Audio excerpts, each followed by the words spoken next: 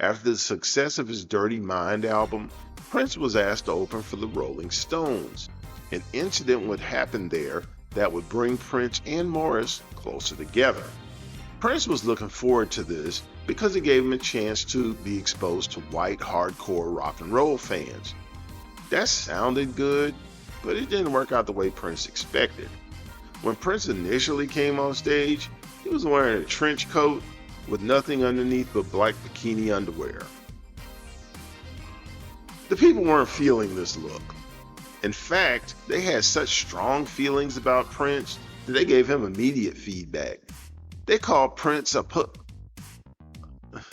and then they started throwing garbage at him.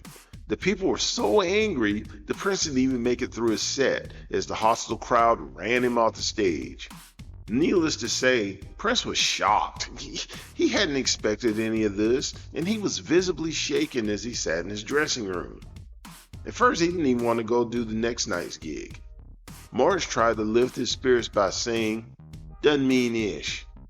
This crowd doesn't get it, but they will, and soon. You're the only one with the guts to go out wearing the ish you want to wear," Morris told him. The encouraging words helped as Prince's mood got better. He went out and he did next night's show. This time, despite lukewarm audience support, he finished his set. As a thank you to Morris for his support during those shows, Prince bought him a 1979 Mustang. It wasn't brand new, but hey, it's the thought that counts. Around this same time, Prince was looking for a way to fully utilize his fertile musical mind. He had written so many songs that it just wasn't possible for him to record them all himself. He also had too many musical ideas to simply use them on himself. With those thoughts in mind, he began to consider developing a stable of artists who could execute these songs and ideas. He would see these acts as extensions of himself. On top of that, it would be yet another way for Prince to make even more money. Meanwhile, Prince was keeping his promise to Morris about getting him a record deal. Sort of. While Morris expected to be signed as a solo act, Prince saw him as being part of a band. Morris didn't mind, as he'd always been in bands. Now that he was ready to roll with Morris, Prince insisted that he put an album together before he even officially had a band. To that end, the band that would become known as The Time never played one note on their debut album. It was all Morris and Prince collaborating in the studio. Of course, Prince was the primary producer. When they weren't working in the studio, Morris and Prince would hang out at clubs to see what was making the people want to get up and dance. In particular, they were inspired by the Brothers Johnson song Stomp, Diana Ross's I'm Coming Out, and Shalimar's Second Time Around. They also would have listening sessions at home that consisted of all Beatles music. Along with that, Morris shared his love of Frank Zappa's album Apostrophe, which Prince enjoyed. They took all these influences into the studio with Morris on the drums while Prince was on the guitar and bass. Meanwhile, Prince worked to help Morris get the confidence to pull off the album. "You got your own personality, your own sound. Just express it. Don't be afraid of nothing. You got the goods," Prince told him. Hearing that meant everything to Morris. Eventually, they completed the album, but in his mind, Morris wasn't sure if the album would ever actually be released. That was because after it was done, Prince became heavily involved in projects with other artists. Furthermore, Morris had seen firsthand how Prince could be. He'd be very excited about something one minute, and then the complete opposite of that the next minute. Meanwhile, while hanging with Prince on tour and recording in the studio was cool and everything, Morris still had bills to pay. As a side gig, he started playing drums for a local band called Enterprise Band of Pleasure. He also had another gig at a club making about $35 a night playing the drums. Then one day, he got a call from Prince. "Hurry up and put your band together," Prince told him. "What's the hurry?" Morris asked. "Get it up, drop, and it's a hit," Prince said. He then told Morris that he not only needed a band, he also needed a name for that band. Initially, Prince suggested the name The Nerve, but he kept coming up with other names. When he said The Time, that sounded good to Morris. "That's hip, that's it," he said. To Morris, it said that the band was current, that they were on time or ahead of time or they had time. Either way, he was feeling the name. To recruit members for his band, Morris looked to the group Flight Time. At that time, they were arguably the best band in Minneapolis. They were comprised of Jimmy Jam on the keys, Terry Lewis on the bass, Jelly Bean Johnson on drums, Monty Moore on synths, and Alexander O'Neal on vocals. For his guitarist, Morris chose Jesse Johnson. Initially, Prince was hesitant about hiring these guys, but eventually he relented. There was only one problem. Not enough paper, Alexander O'Neal said, meaning that not enough money was in the deal, at least in his mind. As a result, Prince fired him. O'Neal later reflected that he was fired before he was actually hired into the group. We talked about this incident at length in our video, Why Did Prince Fire Alexander O'Neal? Without O'Neal, Morris was the undisputed lead singer in the group. In a way, this scared him because even though he'd already put the album together with his lead vocals on it, he knew he was nowhere near Alexander O'Neal's class when it came to flat-out singing. Now that the band was formed, they got together to take the picture that would be the cover of the Times debut album. Ironically, only Morris had actually performed and appeared on the album. When the LP was released, the credits showed that it was produced by Morris Day and Jamie Starr. We know who Morris is, but who is this chick Jamie Starr? Jamie Starr was Prince. That was a pseudonym that Prince used to differentiate his Prince persona from his role as behind-the-scenes producer. It was also just Prince being Prince. Now that the Time was a real group, while they were expecting big things as an official Warner Brothers act, what they got was something far different. The bus that they were given for their tour left much to be desired. It constantly smelled of gasoline, and it also had a VCR machine that always had some porn movie playing. And the movie had elements of horror in it, and Morris hated horror movies. As a result, he insisted that they watch the Flintstones instead. On one episode that they saw, Fred Flintstone and the gang were doing a pterodactyl dance where they flapped their arms as though they were wings. This fact and this information will become important later, so we'll be coming back to it at some point in the story. On one particular night, the group were riding in their beat-up tour bus looking for a place called Starlight. If the place is called the Starlight, you already know it's going to be a problem. In the midst of their search, they saw a raggedy bar-type place where the name of the place had some burned-out lights in it. Not really thinking that that could be what they were looking for, they were shocked when they looked closer and found out that it was the Starlight. Oh boy, alright, so when they went inside, there was no crowd, and there was also no dressing room. There was a grand total of 2 people in there, and they were both sitting at the bar. Don't worry, the owner of the bar told them. Hey man, the crowd is on the way. Since they didn't have any place to dress, the crew went back out to the bus to get ready. By the time they started the show, the crowd had swollen to a dozen people. Nobody got up during their performance. Nobody danced. And people were more interested in drinking than they were in listening to some band. So that didn't go well. As the tour proceeded, the interest they drew in different cities was hit and miss. However, once they got to Detroit and played at the 20 Grand Club, they got shown a lot of love, especially from the girls. And Morris was eating it up. He was loving it. He wasn't used to getting that much attention from women. Growing up, as we said earlier, he was just your average freckle-faced black kid. Now all of a sudden, not only did women want him, he didn't have to approach them anymore. Instead, they were pursuing him. And he was now the center of attention all the time. And he was also considered cool.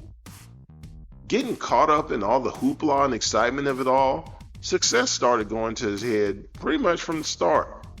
To heighten his good times, when weed wasn't enough, this is where Morris started using Rocaine.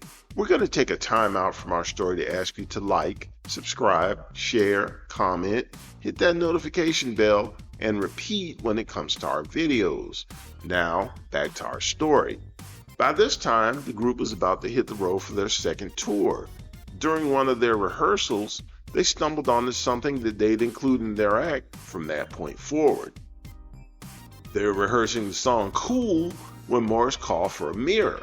When he heard that, Jerome Benton, who was working as a roadie for the group at the time, went and grabbed a mirror off the wall. He then stood in front of Morris holding up the mirror so that Morris could admire himself in it. Morris then began fixing his hair, adjusting his tie, etc. Prince, who was at rehearsal, thought the routine was hilarious. "That's a keeper," he said. It was almost like a man as cool as Morris absolutely was supposed to have his own valet. And that routine has been in their stage show ever since. Meanwhile, it was time to get in the studio to work on the Time's second album. Initially, it was just Prince and Morris working together, with Prince serving as the main writer, arranger, and producer. The rest of the band sang backgrounds and added musical sounds as needed. The second album, titled What Time Is It?, would yield the hits 777, 9311, and The Walk. The group also opened for Prince on his worldwide tour to promote his Controversy album. But what would seem to be a blessing turned into a curse when Prince thought the Time was too good an opening act. They were taking a lot of the crowd's energy, which didn't leave much for Prince to work with when he came out to close shows. Things would come to a head between Prince's band and the Time at the last show on the tour. While the Time was on stage performing, rotten eggs started flying at them from the wings of the stage. When Morris looked, he saw that it was Prince's band that was throwing the eggs. Then they started throwing rotten garbage at the Time. The audience, not knowing what to think about what they were watching, was confused. After the Time set was done, they wanted to strike back. However, Prince's band had handcuffed one of the Time's guys, Jesse Johnson, to a coat rack, and by the time the group could get him loose, Prince's show was over. As a result, when they got back to the hotel, a fight broke out and punches were thrown, and a couple of hotel rooms got torn up. When Morris confronted Prince about what had happened, Prince denied that he ever put his guys up to throwing those eggs or the garbage. Furthermore, Prince made Morris pay for the damage to the hotel rooms. In late 1982, Prince still had the Time opening for him on tour, and he was also developing a new group that he called Vanity 6. Initially, Prince got the idea for turning an unknown singer into a star from the movie A Star is Born. He was also additionally influenced by seeing the Mary Jane Girls open for Prince's arch enemy, Rick James. At first, Prince wanted to name this new group the Hookers. He also wanted to name the lead singer Vagina. Mercifully, he changed his mind on both counts. He chose Denise Matthews to be the group's lead singer, and he also decided to call her Vanity. And he named the group Vanity 6. Why he named the group that when there were only 3 members was anybody's guess, but again, that was just Prince being Prince. He had a hit right out of the box with the group with their song Nasty Girl.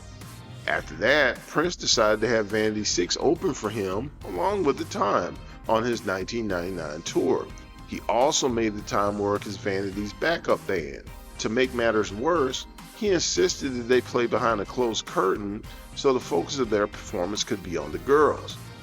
It also made it easy to move from Vanity's set into the Time's performance.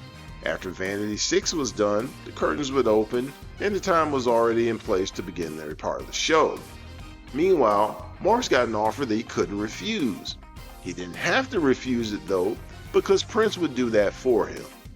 At the time, singer Evelyn Champagne King was looking for a follow-up hit after her song Shame and Love Come Down. With that in mind, her people approached Morris and asked him to produce a song for her. They were willing to pay him $75,000 to do it. Thinking about it, Morris realized that he could do it without messing up anything that was already going on. He could produce the song after the tour was over, and that wouldn't mess up any dates. However, he still had to get Prince's permission to do it. In his mind, Morris didn't think it would be a problem.